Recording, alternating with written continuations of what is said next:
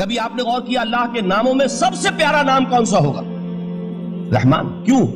اس کا مادہ کیا ہے؟ رحمت. ہمیں سب سے بڑھ کر جس چیز کی ضرورت ہے وہ کیا ہے؟ رحمت خداوندی. نام اچھی طرح سن لیجئے اس حضور کے قول کو. حضور فرماتے کوئی شخص جنت میں مجرد اپنے عمل کی بنیاد پر داخل نہیں ہو سکے گا جب تک کہ رحمت خداوندی دستگیری نہ کرے. کسی صحابی نے بڑی ہمت اور جرأت کا ثبوت دیا کہ پوچھ لیا کیا حضور آپ بھی؟ جب آپ نے فرمایا کوئی شخص داخل نہیں ہو سکتا جنت میں محض اپنے عمل کی بنیاد پر جب تک کہ رحمت خداوندی جو ہے وہ دستگیری نہ فرمائے. پوچھا گیا کیا آپ بھی؟ آپ نے فرمایا ہاں میں بھی.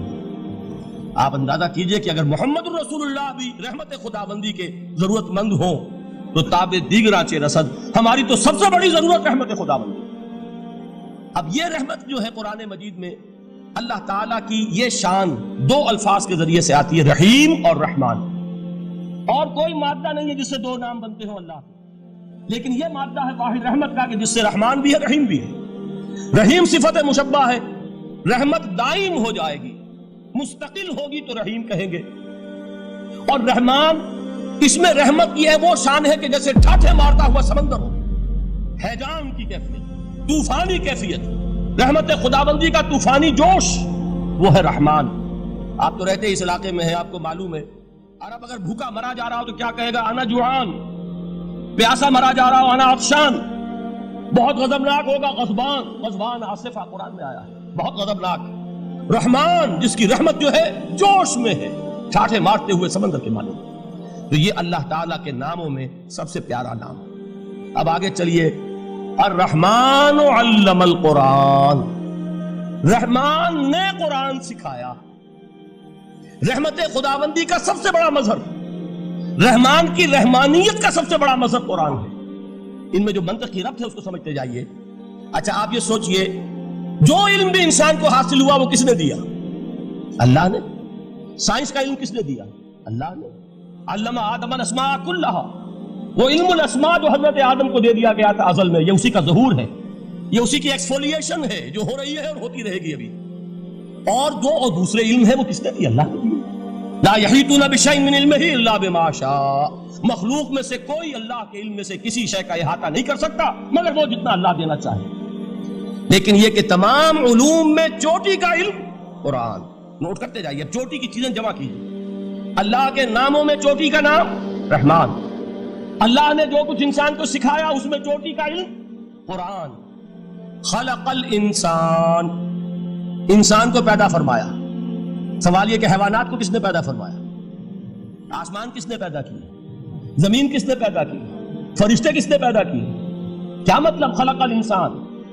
اس کی تمام مخلوقات میں اس کا کلائمیکس، اس کی تخلیق کی معراج، اس کے تخلیق کا نقطہ عروج انسان ہے.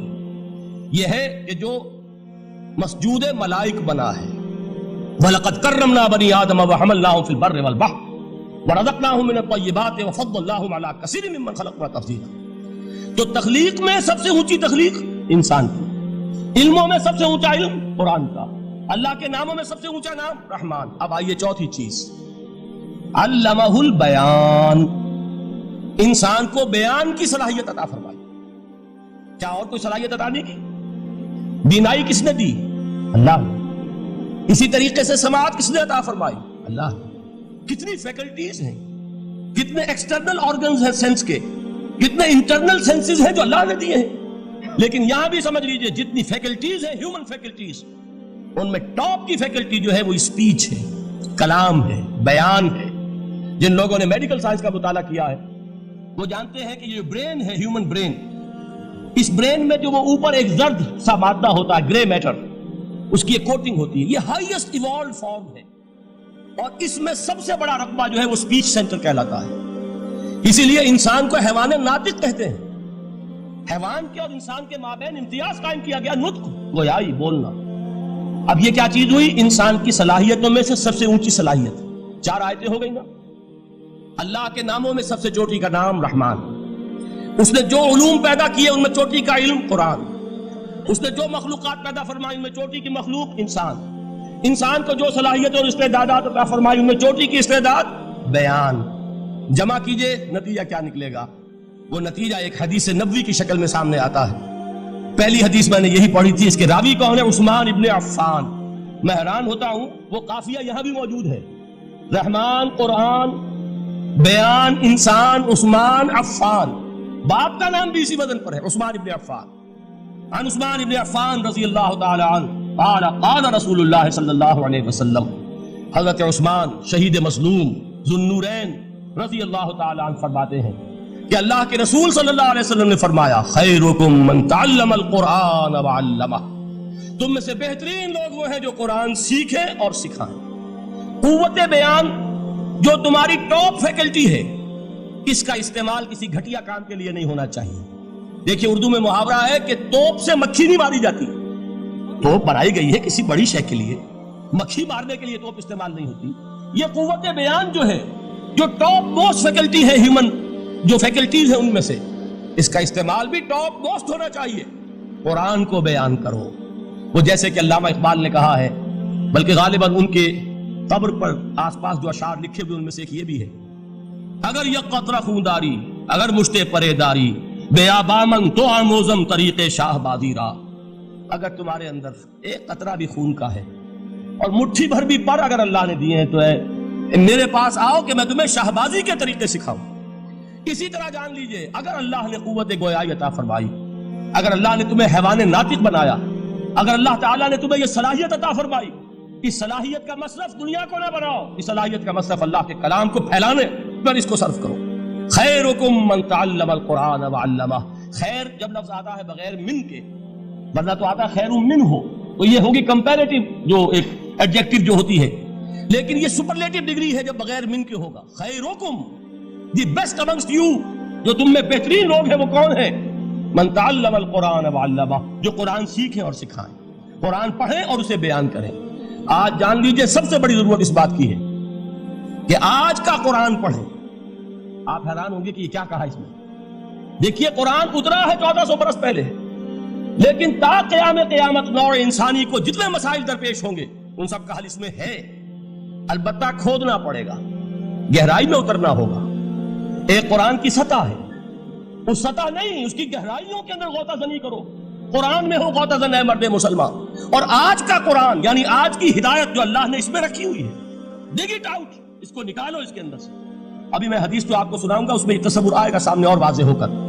آج کے انسان کی رہنمائی اس قرآن سے اخذ کر کے انسان تک پہنچاؤ، یہ ہے فریضہ محمد رسول اللہ کی امت کا صلی اللہ علیہ وسلم۔ آپ نے وہ حدیث سنی تھی کہ بلغوا انی ولو آیۃ، حضور نے خطبہ حجۃ الوداع میں پہلے تو گواہی لی مسلمانوں سے، 1.25 لاکھ کا مجمع جمع تھا، حجۃ الوداع آخری حج۔ آپ نے اپنے خطبے میں، جس کے چند جملے میں سنا چکا ہوں آپ کو ایچ جی ویلز کے حوالے سے، اپنی تعلیمات کے اہم نکات کو بار بار دہرا کر بیان کیا، ہیمر کیا، اچھی طرح ذہنوں میں اتارا۔ اس کے بعد ایک سوال کیا، الا هل بلغت، لوگوں میں نے پہنچا دیا کہ نہیں؟ اور پورے مجمع نے کہا انا نشهد انک قد بلغت، بلکہ ایک روایت میں الفاظ بڑے پیارے آئے ہیں، انا نشهد انک قد بلغت الرسالۃ وادیت الامانۃ ونصحت الامۃ وکشفت الغمۃ۔ ہاں حضور ہم گواہ ہیں، آپ نے امانت ادا کرنے کا حق ادا کر دیا، رسالت کے فرائض کا حق ادا کر دیا، امت کی خیر خواہی کا حق ادا کر دیا، اور آپ نے گمراہی کے پردوں کو چاک، اندھیروں کو چاک کر دیا۔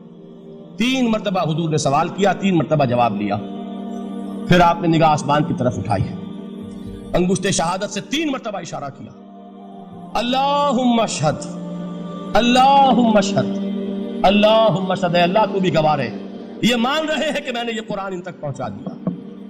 یعنی جسے آپ انگریزی میں کہتے ہیں سائی آف ریلیف، کہ ایک بڑا بھاری بوجھ آ پڑا تھا، بڑی ذمہ داری تھی، انا سنلقی علیک قولا ثقیلا، اے محمد ہم آپ پر ایک بڑی بھاری بات ڈالنے والے ہیں۔